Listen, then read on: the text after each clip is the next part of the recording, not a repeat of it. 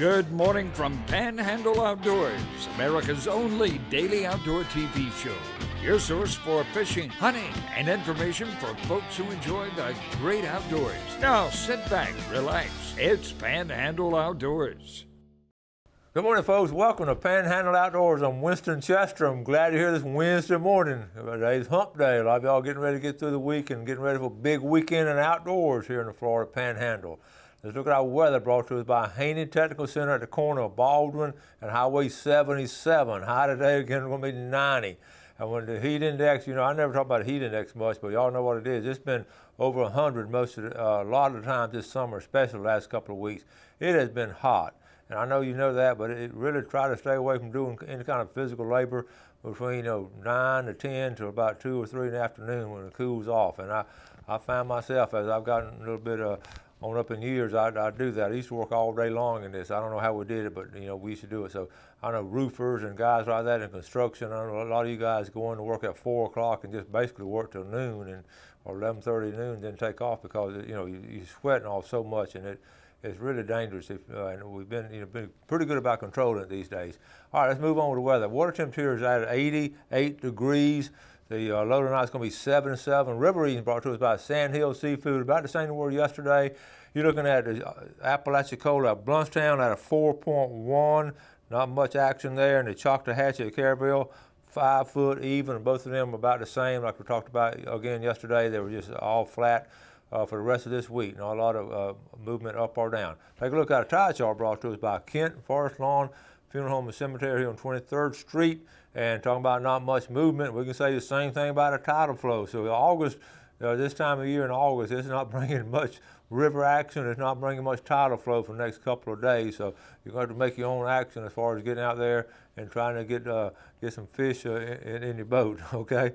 The marine forecast will be west at 5 to 10, and some thunderstorms will be popping up throughout. And, they come up fast sometimes. They come up real hard sometimes. So be aware of that, okay? Let's take our break, and we'll be right back. Okay, welcome back. In case you haven't heard now, the FWC's come back out on Monday's announcement. They sent this right here, sent us all a notice as of Monday. 2 more weeks of scallop season being closed. And it looks like, to me, it looks like it's going to be closed the rest of the year, which is, we've talked about that before. But, one thing that concerns me that bacteria, or they call it an algae bloom, that that it's been around this long. Usually they'll go away and don't stay around that long. But they said the water is fairly clear of the algae bloom, but the actual meat itself is sort of holding on to inside the scallop meat. So it really is not safe for consumption. And so be aware of that. And, I don't know if they're going to, we've got Labor Day in 2 weeks. I don't think they're going to open it then either. People are talking about them opening Labor Day, but I don't see much movement on the scallop season here in St. Joe Bay. But looking at a map here, you can see all the other places you can go. The blue map is open, and also the yellow map, all that's open too. So there are a lot of scallops being taken down there if you want to go and do that. And you saw the show that Bill Allen and Greg did. They had a good time down there at Steinhatchee. Okay, I want to move on. One thing I talked about yesterday, all the little tools you take with you, and I didn't bring these yesterday, about taking the hooks out of the fish when they swallow the hook and they're gill hooked. And I use these are forceps, and don't ask me where I got them from. I know I didn't get them from the hospital, but I haven't been operated on yet. But I may have gotten them out of some other old tackle boxes. I used to buy tackle boxes at every garage sale I went to.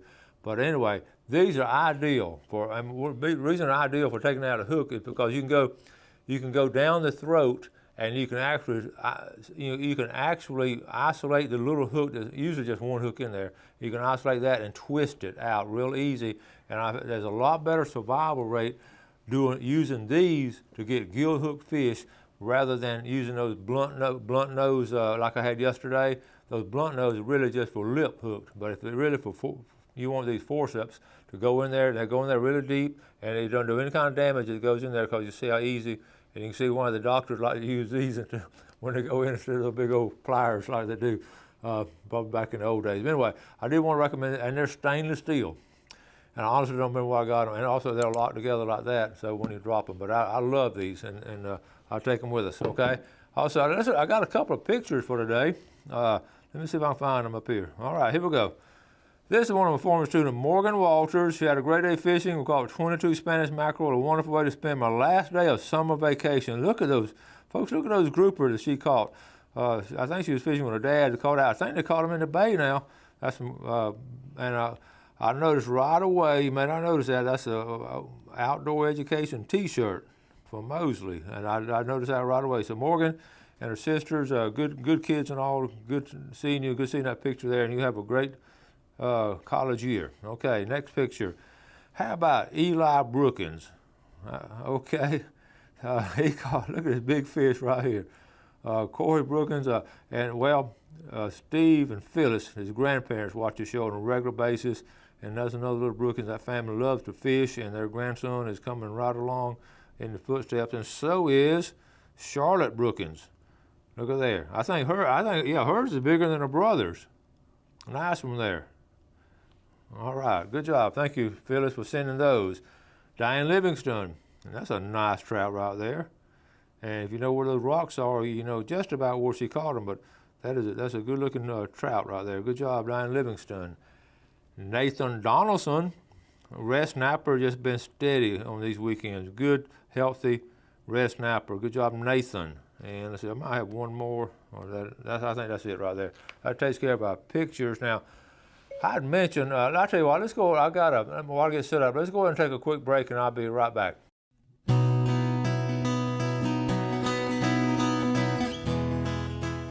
Okay, welcome back. Glad you're with us this morning, getting ready to show a video. Before we get into it, let me explain it.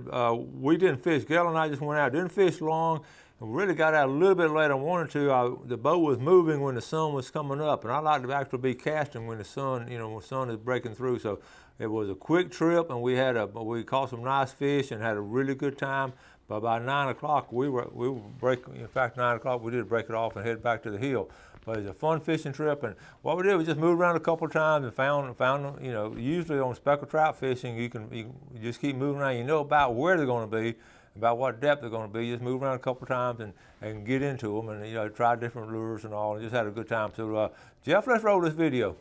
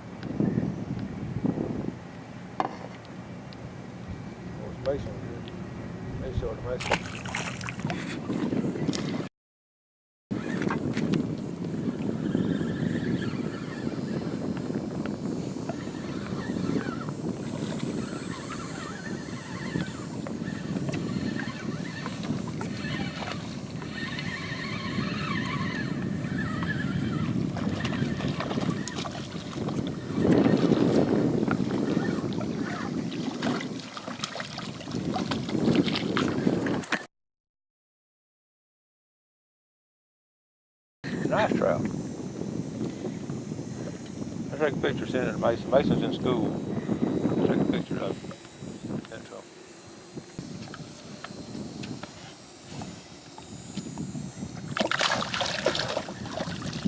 Boy, he's young.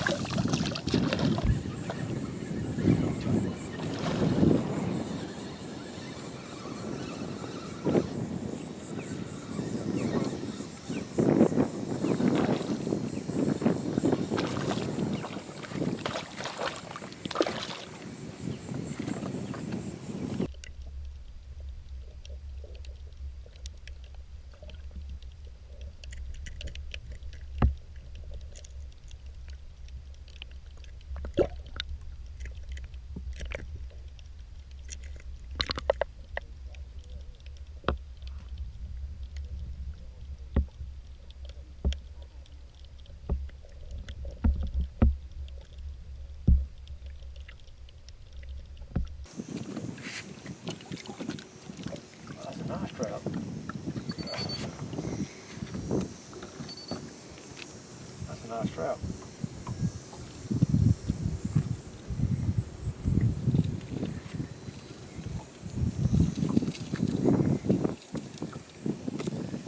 Let's measure him.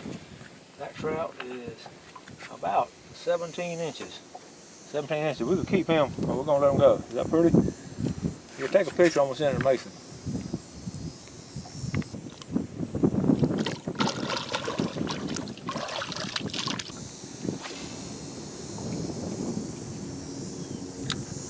Well, one of the things I'm doing, if you notice the shoreline, we just sort of, I got the wind behind me, I got it adjusted a little bit with the trolling motor time, but what I like, when you're trolling, when you on the shoreline, it's different. And then what happens, you come, it's sort of just steady roots and everything here, but then you come to a grassy spot.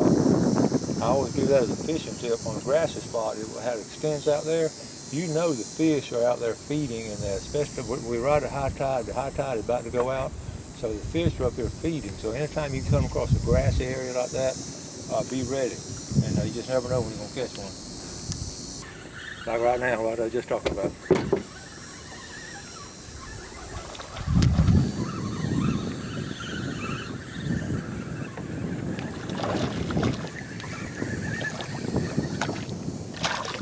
Another nice one.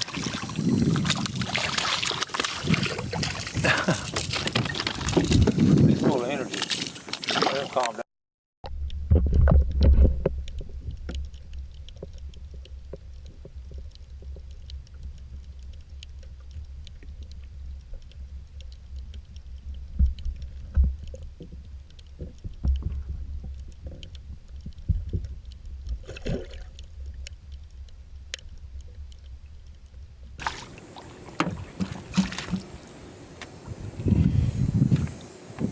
Barely hooked.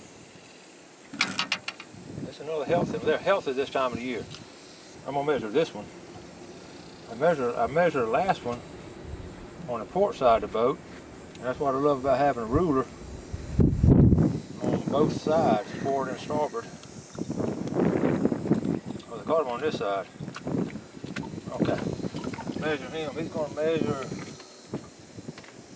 He's 16 and a half. The other one's a half an inch bigger than he was. He's a good eating fish right here. We're just not going to eat fish. I ate fish at Panhandle Seafood night before last.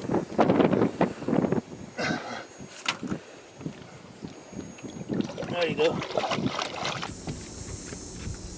See the ripple? They're falling behind it.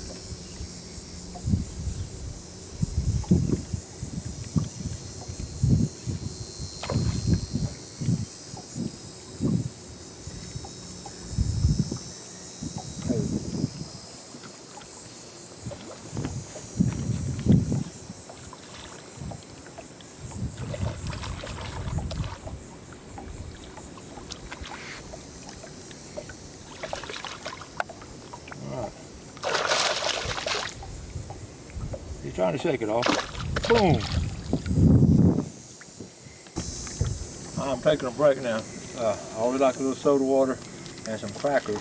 And this fishing is hard work, so I always take a break before it gets hot. But I want to sort of recap what I've done.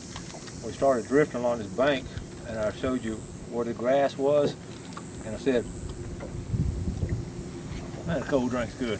I said, that's where I caught one right after I said that. So we put down a power pole, and we've caught out 4 or 5 right in here in this one spot. So they're hanging out in here. We haven't moved since then. Also, this boat is still new to me. I've had it a year or so, but I love my boat. I got a power pole on it now. I don't think I'll ever fish again without a power pole. It's amazing. And the trolling motor, I mean, this sucker right here, I mean, it's good. And I'm at a point now where the ideal boat, I love everything. I love my fishing partner. I love the area we're in. Look around. We haven't seen another boat all morning, and it's just been special. We're gonna fish a little bit longer and call it a morning. We're only gonna fish about 2 hours, but I just wanted to tell you that what we did, we found a good shoreline and the grass coming out, and caught a fish, and we just put the power pole down. That's all we've done this morning. Folks, I'm literally catching one at every cast. Just about every cast. That's the thing about speckled trout now, though. That's another pretty one. I switched lures. I got tired of catching them on one lure, so I'm going to start catching them on this. A lot of times I get it out, so at that time, I'm about to get him. I'm going to have to get him again. All right, what's it?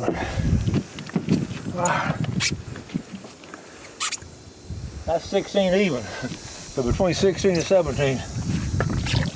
Okay, I'm gonna wrap it up. We're getting close to 9 o'clock, and you know in summertime it starts getting hot at around 9 o'clock. So we're gonna close down because a lot of speckled trout, they're in that one spot, and like you put the power pole down, they had a great morning, and we didn't keep any. Like I said, I ate some fish the other night at Sandhill Seafood, but it's fun. I caught them on a paw. I'm tell you what I caught them on now, a Mirrodine at first, and then I was catching so many on Mirrodine, I just want to switch over to a Paul Brown.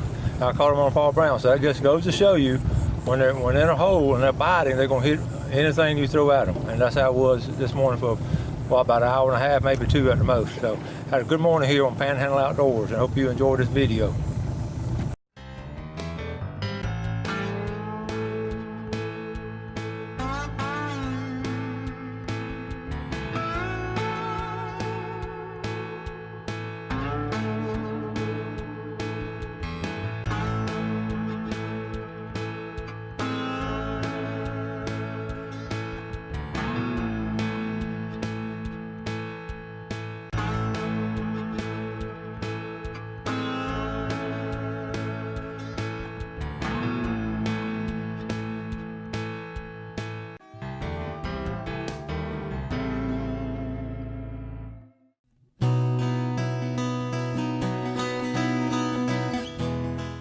All right, welcome back. Hope you enjoyed that video. Notice I didn't throw any gold spoons. We're just looking for speckled trout. We're looking for redfish. We'll do that next trip. But fun trip, a real short trip, but it's really productive and all. And we, like I said, we just eating some fresh fish at Sandhill Seafood, so we didn't keep any that day. So anyway, let's move on with the fishing game time, brought to us by Blue Water Outriggers. Looking at our time this morning at 2:03 to 4:03, and this afternoon 2:27 to 4:27. I'm going to check out those afternoon times, I think, pretty soon. Don't forget, coming up this weekend, Mexico Beach Artificial Reef Association, big tournament, be this coming Saturday. So that's going to be a lot of fun. Looking forward to it. We've talked some about, I got a little bit of time to cover this. You know, in the video, we're just fishing, you see along the shoreline, moving around, but we're talking about dock fishing, and it is so much fun to fish docks. You want to rig up a little bit different, have a little bit stronger line, and a leader, make sure your leader's really strong, about a 20-pound leader. But I want to show you some spots to go, and I'm, you know, look, I put up Google Earth. Check this out. Here's Google Earth, and I have not fished over towards Freeport, but if I was going to fish at Freeport, and I was going to go dock fishing, I just looking at this last night, okay, I would put, I've noticed, you know, of course, find a good boat landing, which is up here, and go down, okay, go down the bayou, LaGrange Bayou. But what I started, this is the beauty of Google Earth, and let's, okay, I want you to zoom in. Look at all these docks along the shoreline. Okay, you can see them on the shoreline now. And you notice some of these docks don't come out very far. Some of these back up in the cove. And you go anywhere along this area and start seeing. Look at all these docks in here popping up. Now I want to tell you one of the quick hints about dock fishing. Right in the center, you notice right at that point right there, that dock. I don't know, maybe y'all watch the show or something. But I would like to fish off that dock there because it points out. See where it sticks out? That's a prime location there where the bigger fish are going to be as compared to the one right south of it, where it's sort of a shorter dock, and they're going to be up closer to shore. But in the meantime, when you're just drifting along from dock to dock, this one you really want to start looking at, one like that. But you look at them, they go all the way down the shoreline, and again, right here in the center of the page, see how that one sticks out off that point there? These are some really good docks to fish off of, and I'm going to do that this September. I'm just going to, if y'all see me out there, I'll come out and holler. But then, okay, but see how you can just follow the shoreline. A lot of times the drift of the wind, and then coming back up in here into Mallet Bayou, a lot of dock fishing could be done, and you could spend a good morning just going down one side and coming back on the other, and fishing the docks. And again, here's some keys to it.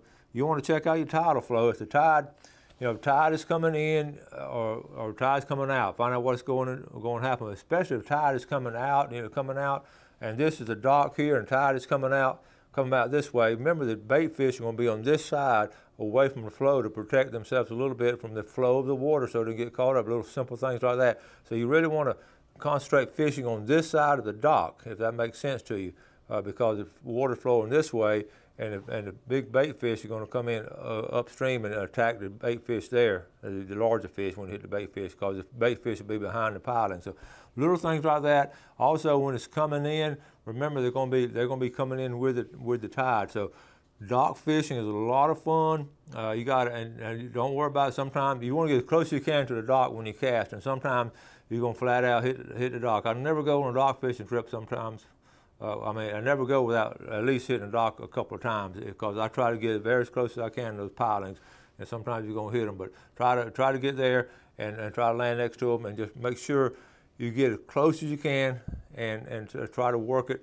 And you go top water early in the morning. I love to go top water along it. Also, then you go that gold spoon, and I can promise you get some redfish along those docks over there. It could be over there around Freeport, be down there on the Apalachicola, or here in the St. Andrew Bay system.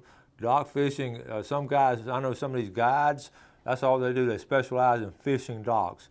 Now, a lot of them use live bait, and you can use live bait too, and even be more productive at times. So learn how to dock fish, and we'll do a show on that pretty soon.